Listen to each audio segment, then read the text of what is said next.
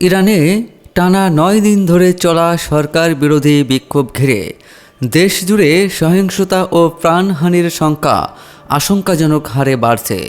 মানবাধিকার কর্মীদের দেওয়া তথ্য অনুযায়ী নিরাপত্তা বাহিনীর সঙ্গে সংঘর্ষে এ পর্যন্ত অন্তত ৩৫ জন নিহত হয়েছেন।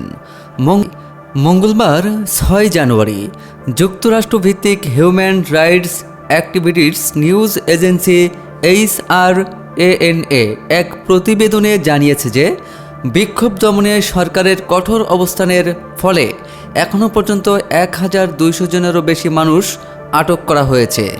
গালফ নিউজের খবরে বলা হয়েছে, নিহতদের মধ্যে ২৯ জন বিক্ষোভকারী, ৪ জন শিশু এবং ইরানের নিরাপত্তা বাহিনীর ২ জন সদস্য রয়েছে। ইরানের ভেতর থাকা বিস্মৃত কর্মী নেটওয়ার্কের মাধ্যমে এই তথ্য সংগ্রহ করা হয়েছে, যা দেশটির অতীতের অস্থিরতার সময়েও নির্ভরযোগ্য হিসেবে প্রমাণিত হয়েছিল। মানবাধিকার সংস্থা HRANA এর তথ্য মতে গত ২৪ ঘন্টায় আজনা, মারবদাসত ও করভে শহরে অন্তত ৭ জন বিক্ষোভকারীর মৃত্যু নিশ্চিত করা হয়েছে। বিক্ষোভে আহত হয়েছেন অন্তত ৬৪ জন, যাদের অধিকাংশের শরীরে পেলেট গান ও প্লাস্টিক বুলেটের আঘাত রয়েছে।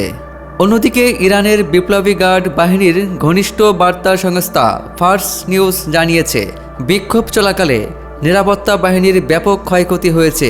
তাদের দাবি অনুযায়ী প্রায় ২৫০ জন পুলিশ সদস্য এবং স্বেচ্ছাসেবী বাহিনী বাসিজের ৪৫ জন সদস্য আহত হয়েছেন। পরিস্থিতি নিয়ন্ত্রণে আনতে কিছু এলাকায় সরাসরি গুলি ব্যবহারে অভিযোগ উঠলেও দেশটির অন্তত ৮৮টি শহরের ২৫৭টির বেশি স্থানে বিক্ষোভ ও শ্রমিক ধর্মঘট অব্যাহত রয়েছে। ইরান ইন্টারন্যাশনালের প্রতিবেদন অনুযায়ী নিহতদের স্বজনদের সঙ্গে কথা বলে এ পর্যন্ত ২১ জনকে স্বাধীনভাবে শনাক্ত করা সম্ভব হয়েছে। বর্তমানে ইরানের ১৭টি বিশ্ববিদ্যালয়ে শিক্ষার্থীদের ব্যাপক অংশগ্রহণে বিক্ষোভ চলছে এবং বজনুর্দ, কাজভিন, ইস্পাহান ও তেহরান সহ বিভিন্ন শহর থেকে শত শত শিক্ষার্থীকে গ্রেপ্তার করা হয়েছে। ইন্টারনেট সংযোগে ব্যাপক বিঘ্ন এবং কঠোর নিরাপত্তা বিধিনিষেধের কারণে প্রকৃত হতাহত ও গ্রেপ্তারের সঠিক সংখ্যা যাচাই করা কঠিন হয়ে পড়ছে।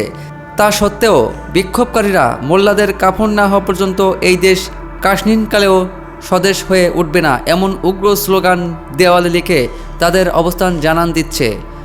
স্বাধীন তথ্যসূত্রে নিহতদের প্রকৃত সংখ্যা আরও অনেক বেশি হতে পারে বলে ধারণা করছে মানবাধিকার সংস্থাগুলো। সূত্র ফার্স নিউজ।